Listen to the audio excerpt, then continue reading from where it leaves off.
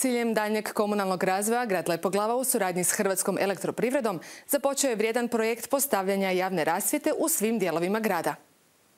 5 milijuna kuna Hrvatska će elektroprivreda iz svojih razvojnih sredstava izdvojiti za rekonstrukciju niskonaponske mreže na širem području Lepoglave.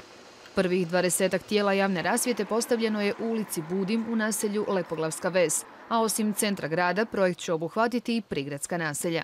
Nastavljamo sa Lepoglavskom vesom, centrom Lepoglave, Očurom, nastavljamo sa Kamenicom, Crkovcem Šantalabi, Žarovnicom i pograničnim područjem.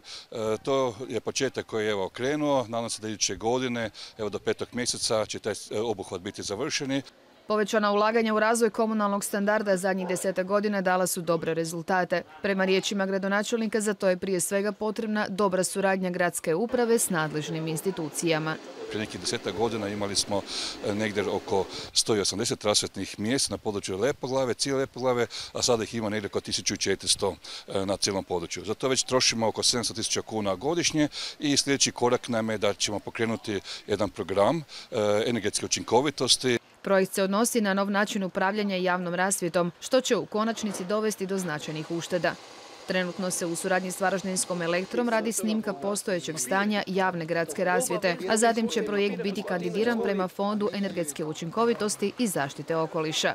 Kako je najavio gradonačelnik Škvarić, projekt bi mogao zaživjeti već za godinu dana.